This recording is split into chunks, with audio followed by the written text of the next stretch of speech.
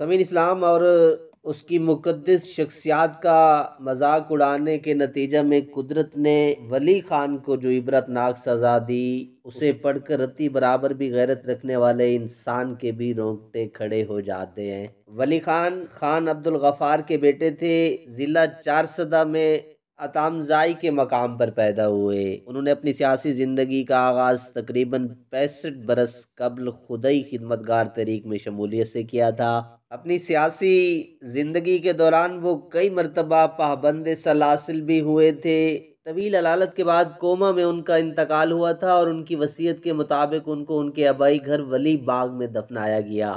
سمعین، ولی خان نہ صرف صوبہ خیبر پختونخوا اور پاکستان کے نامور شخصیت اور سیاستدان تھے، بلکہ ظالم بھی تھے اور اصول پرست بھی تھے۔ بتایا جاتا ہے کہ ان کے اپنے ایک گھریلو ملازم افسر علی جب وہ کم عمر تھا کے ساتھ ناجائز تعلقات تھے۔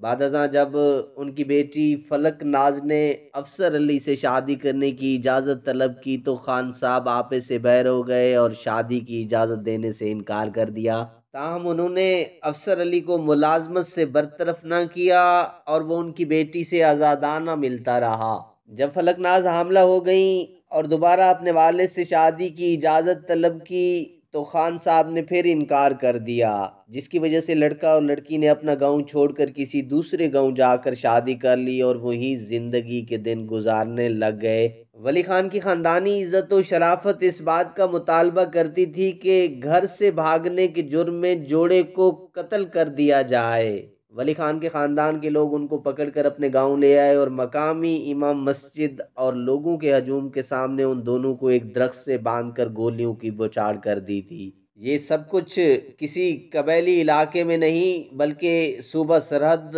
اور اس وقت کے صوبہ خیبر پختونخوا کے ضلع مردان کے گاؤں میں یہ سب کچھ واقع ہوا تھا۔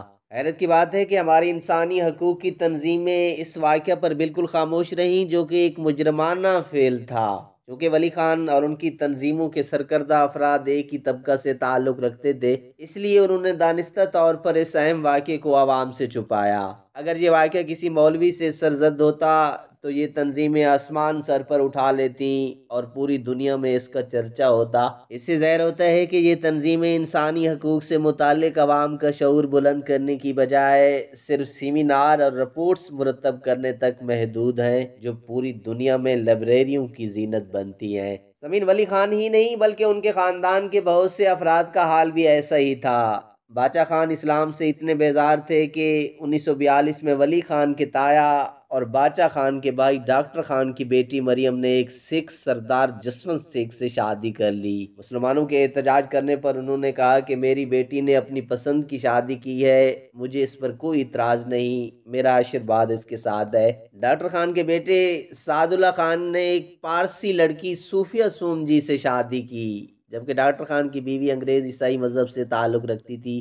خود ولی خان کے والد عبد الغفار خان کا بیان ہے کہ انہیں کبھی باقاعدہ مسلمان نہیں کیا گیا، انہیں اس کی پوری آزادی حاصل ہے کہ ان کا جو عقیدہ ہو اس کی پیروی کریں۔ عبد الولی خان جب حیدرآباد جیل میں تھے تو ایک دن کمرے کی مرمت کے لیے آدمی آئے۔ انہوں نے آپ سے پوچھا کہ خان صاحب، آپ کی اس چکی کو کون سا رنگ دیا جائے جو آپ کو پسند ہو؟ تو ولی خان نے کہا یہ تو بھٹو سے پوچھا جائے کہ اسے کون سا رنگ دیا جائے، کیونکہ میں تو یہاں چند دنوں کا مہمان ہوں، البتہ بھٹو صاحب یہاں مستقل طور پر رہیں گے۔ اور جب بھٹو صاحب گرفتار ہوئے اور اس کمرے میں قید ہو گئے تو ایک دن وہی ملازم جو خود بھی سندھی تھے ولی خان کے پاس آئے اور کہا کہ خان صاحب، آپ کو پہلے سے کیسے معلوم تھا کہ بھٹو اسی کمرے میں آئیں گے، جبکہ اس وقت بھٹو وزیر اعظم تھے؟